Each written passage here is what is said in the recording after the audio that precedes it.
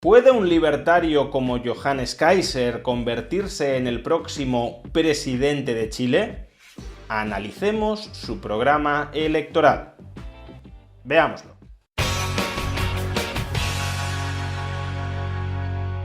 El fenómeno Milei podría extenderse a otros países de Hispanoamérica. Este próximo domingo 16 de noviembre se celebra la primera vuelta de las elecciones presidenciales en Chile y uno de los candidatos que tiene más opciones de pasar a la segunda vuelta, Johannes Kaiser, es el candidato del Partido Nacional Libertario.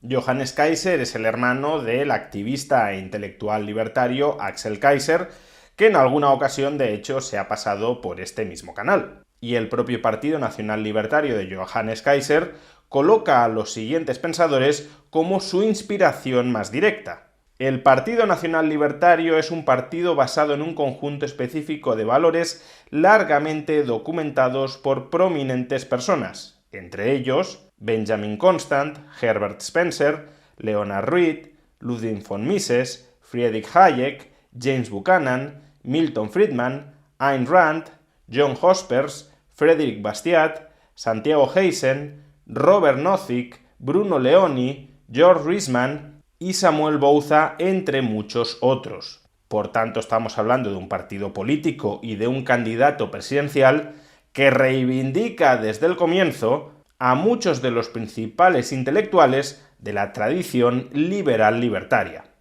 Como digo, Johannes Kaiser es uno de los candidatos que tiene opciones de pasar a la segunda vuelta de las elecciones presidenciales, y si lo lograra, lo más probable es que se convertiría en el próximo presidente de Chile, porque ahora mismo todo indica que la candidata que recibirá más votos en primera vuelta es la comunista Janet Jara, básicamente porque concentrará casi todo el voto de la izquierda en esa primera vuelta. Las encuestas le dan como mucho un 30% de todos los sufragios. En cambio, hay tres candidatos que se pelean por pasar a la segunda vuelta representando el espacio de la derecha.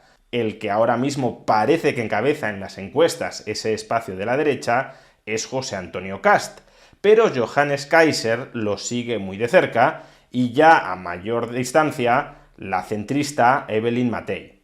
Como digo, si Johannes Kaiser consiguiera pasar por delante de José Antonio Kast en la primera vuelta, es decir, si la presidencia de Chile se decidiera en segunda vuelta entre la comunista Janet Jara y el libertario Johannes Kaiser, lo más probable es que saliera elegido Johannes Kaiser por concentrar todo el voto anticomunista frente a Janet Jara.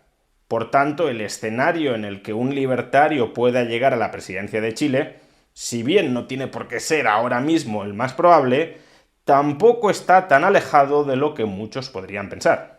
¿Y cuáles serían las principales medidas que tomaría Johannes Kaiser si llegara a ser presidente de Chile? Pues aunque son muchas y muy variadas, su programa electoral contiene más de 200 páginas, vamos a agruparlas en 4 categorías. La primera, rebaja impositiva. El programa libertario de Johannes Kaiser contempla una bajada de impuestos, especialmente en aquellos que gravan el ahorro y la inversión. El impuesto sobre beneficios empresariales será del 0% cuando las compañías reinviertan internamente sus propios beneficios, y será del 15% cuando distribuyan esos beneficios a sus accionistas. Y lo que es importante, esos accionistas, cuando reciban esos beneficios distribuidos, no volverán a pagar impuestos sobre ellos, tal como sucede en la mayoría de países. Además, las empresas también se podrán acoger a sistemas de depreciación acelerada de sus activos, de tal manera que se podrán deducir a muy corto plazo todo el gasto en inversión que acometan. Y finalmente, también las empresas se podrán deducir un gasto nocional en intereses. En el impuesto sobre sociedades actual, las empresas solo se pueden deducir los gastos en intereses derivados de su deuda, lo cual incentiva el endeudamiento empresarial como forma de optimización tributaria. Y lo que plantea Kaiser con muy buen criterio es que el coste de los fondos propios, la rentabilidad mínima que exigen los accionistas para estar invertidos en una empresa, el equivalente a los intereses que se paga sobre la deuda, también sea fiscalmente deducible a la hora de calcular la base imponible del impuesto sobre sociedades. A su vez, también plantean eliminar el impuesto sobre donaciones y sucesiones cuando se trate de una transferencia de una empresa familiar, de tal manera que los herederos no tengan que pagar, descapitalizando la empresa, un impuesto por recibirla de sus padres, y también eliminar el impuesto sobre las plusvalías bursátiles, es decir, que los inversores no tengan que pagar nada por comprar y vender acciones, de tal manera que a las compañías chilenas les resulte más fácil salir al mercado a captar capital para crecer, porque los inversores que inviertan en esas acciones no tendrán que pagar nada cuando ganen vendiéndolas. Y la última reforma impositiva que quiero destacar, aunque hay otras, es la eliminación del IVA sobre los servicios profesionales prestados por los autónomos. Los programadores, los abogados, los contables, cuando facturen sus servicios profesionales, no tendrán por qué incluir IVA en esa factura. De tal manera que parte del IVA eliminado se traducirá en una rebaja del coste para el consumidor, para el cliente de esos servicios, y otra parte de ese IVA eliminado se traducirá en mayores ingresos para esos profesionales autónomos. Las dos partes, compradores y vendedores, ganan, y el único que pierde es el que deja de meter la cuchara, el que deja de rapiñar las ganancias de esa relación, el Estado.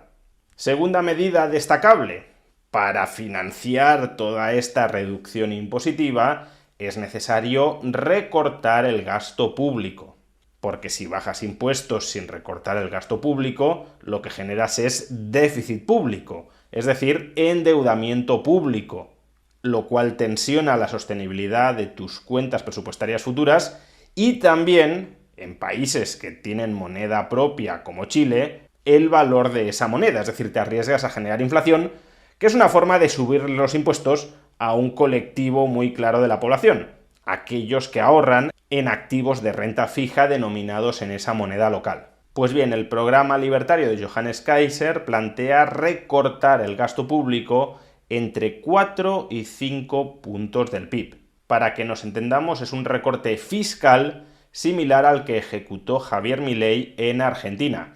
Es verdad que Javier Milei también recortó el gasto cuasi fiscal de intereses generados por el Banco Central para remunerar sus pasivos en torno a 9 puntos del PIB, pero el recorte estrictamente presupuestario del gasto estrictamente fiscal fue de alrededor de 5 puntos del PIB. Y Johannes Kaiser, por tanto, está proponiendo emular ese recorte del tamaño del Estado en Chile para generar espacio financiero que permita todos los recortes de impuestos que acabo de mencionar y otros que también están contenidos en su programa.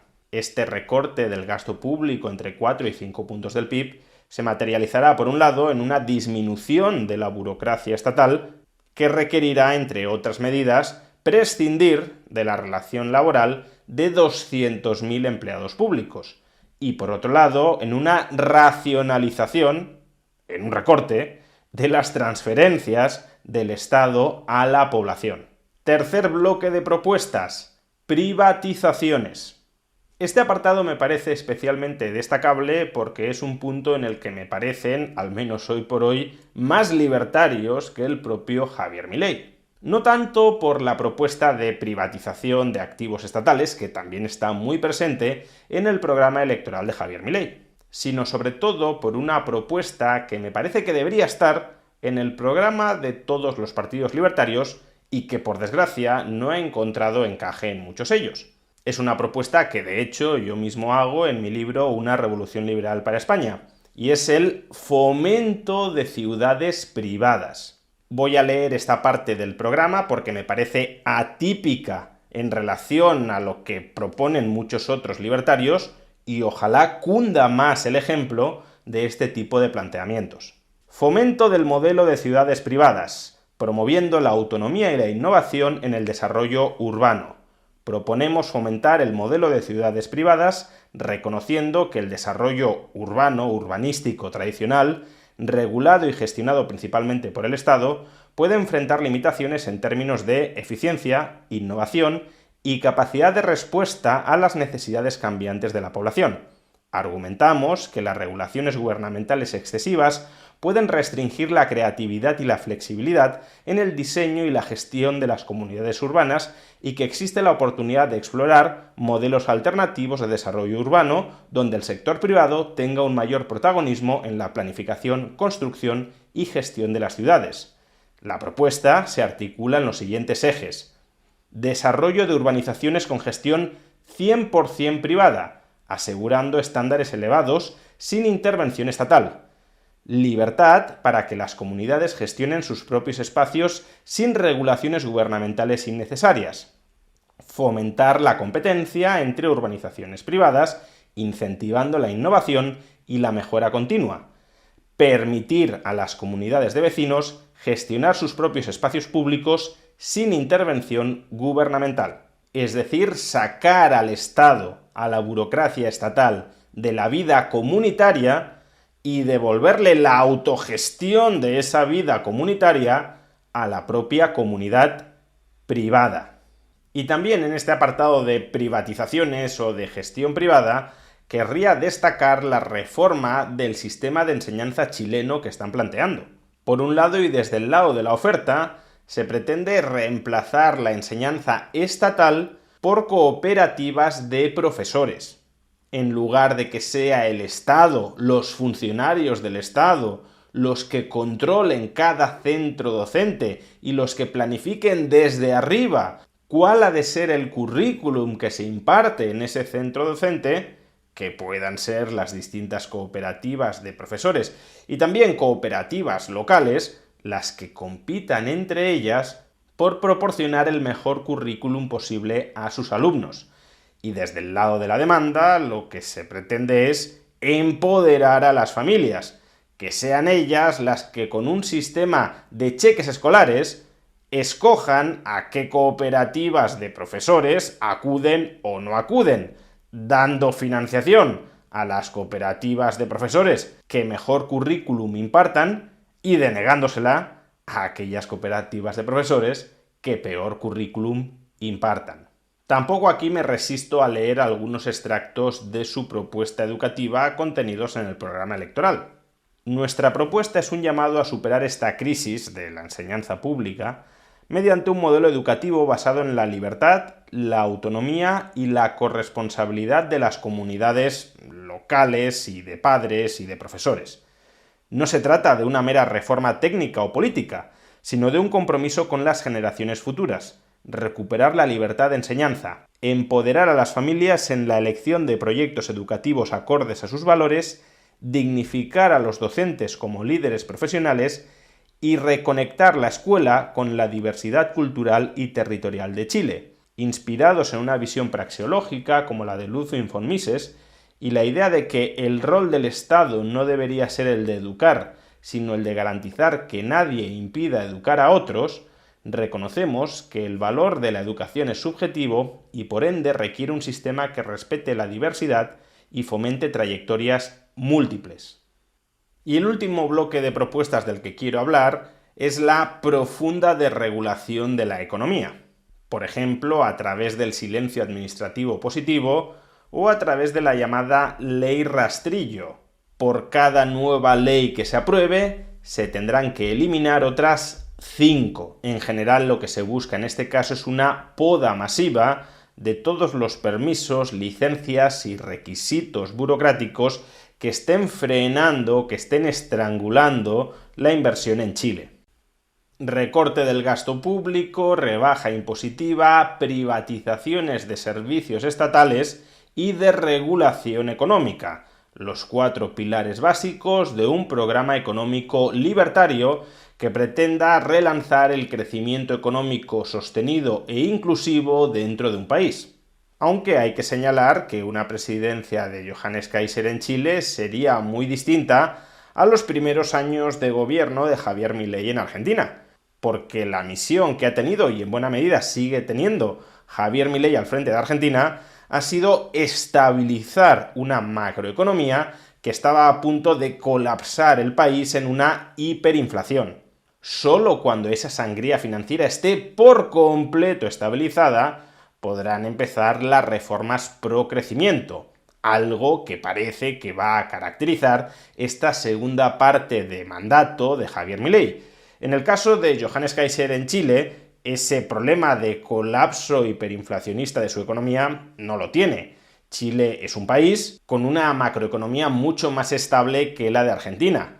Los problemas de Chile son otros. En el ámbito económico ha pasado de ser una economía que crecía a tasas anuales del 5 o del 6% a ser una economía esencialmente estancada. De ser una economía en la que cada generación vivía mucho mejor que la anterior, a ser una economía en la que cada generación vive igual o peor que la anterior. Y por tanto, el programa económico libertario de Johannes Kaiser está pensado para, desde el primer día, impulsar reformas, privatizaciones y rebajas de impuestos que permitan dinamizar el mediocre crecimiento económico chileno, la mediocre generación de riqueza en Chile. Ojalá las ideas liberales libertarias se sigan extendiendo por Hispanoamérica. Primero Argentina y esperemos ahora Chile.